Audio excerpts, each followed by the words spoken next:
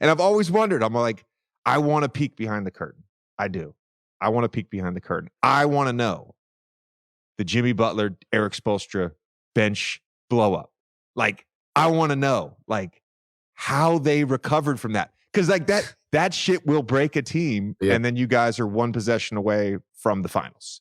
Like, there's something about the willingness to embrace confrontation that I think is part of heat. Maybe I'm wrong. You've been there. The NBA, so much of the NBA is like avoiding the hard conversations. Yeah. Whereas I think you guys embrace the hard conversations. Yeah, I think we tend to play better after interactions like that. And typically, I mean, obviously it's never great to have an interaction like that with your head coach in front of 20,000 people. And I mean, we dealt with that internally and everything worked out great, as you mentioned. But, you know, when we would get into yelling matches, sometimes it wasn't even a true yelling match. It was just, this is the best way for me to articulate myself to you.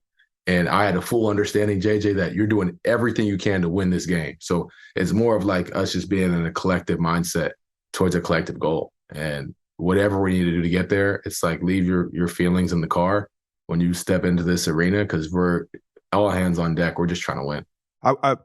I think you know this, but I'm close with Jimmy, one of my favorite guys I played with, one of my favorite teammates.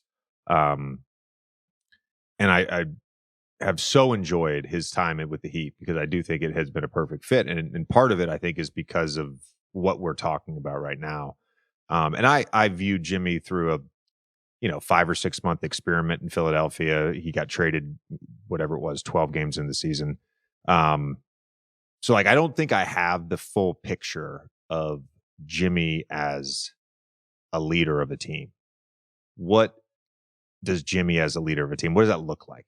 Jimmy as a leader of a team. First of all, about Jimmy, I think he's one of the ultimate competitors I've ever been around. Like the way this guy loves to win is outrageous, even if it's over a game of Uno. Like he will get intense and figure out a way to win and know what cards you have in your hand. But as a leader, I think he just tries his best way to push people.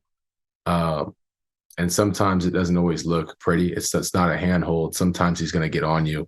He's going to have expectations of you to just know the game. And most importantly, above all with him, is to just play basketball the right way. You know, I think he has a respect and appreciation for the game of basketball as it is that I don't think people really give attention to.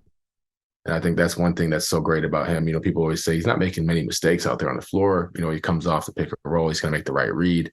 And a lot of it is just playing good basketball. You know, if someone's open in the corner, he's probably going to kick it to him because that's the right read. And he's going to expect them to shoot that shot because that's the right way to play basketball. And if they don't, I think that's kind of when you see Jimmy kind of light up on people because, you know, he just has this expectation of, if I, Jimmy Butler, can play the right way, you should play the right way too. So don't come down and jack a 30-footer, Gabe, because you made one shot. You know what I mean? Let's get back to a good one.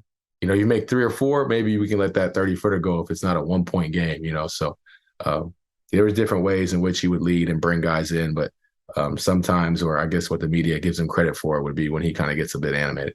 My only gripe with Jimmy, the competitor, is in the year prior, before he was traded there, we had a really solid Boo-Ray game on the plane, and Jimmy gets traded there. We start playing Boo-Ray. Yeah.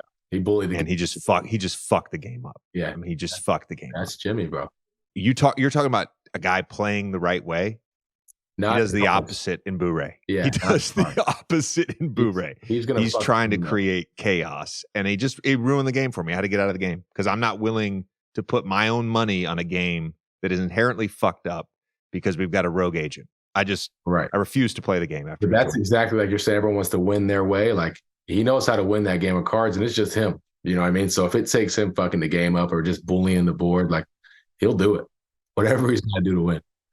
What was going through your head in that Milwaukee series when he was going psycho? Carry us. You know, I think that's kind of, we're just telling him to carry us. You know, I think with just not too long ago, we were playing the 10th seed and almost out of the playoff contention.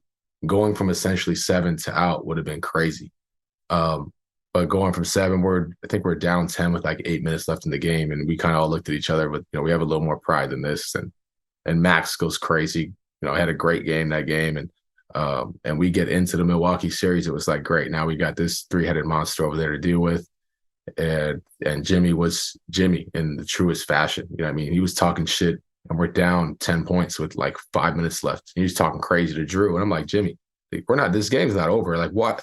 You know what I mean? He just started getting into that mode that we all love when he gets into. And, I think he kind of just propelled us and gave guys like me a whole lot of confidence in those moments. And, and I think everyone saw us celebrate after we won that game 5. And I think that was more so of like okay, we can actually make a run at this thing. It was awesome. They just gave the whole team a lot of life.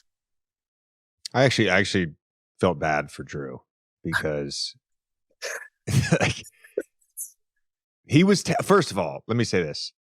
They basically were like, Drew, you're just going to guard him one-on-one, right? Yeah. We're not going to well, I guess there was a couple doubles. There wasn't really one adjustment made. But there wasn't any, right, exactly. Not one. It was like, no, we're just going to put you on him. And then Jimmy gets going and he's talking shit and there's viral videos everywhere. And Drew is just Drew also is a competitor, but he's also one of the sweetest human beings I know.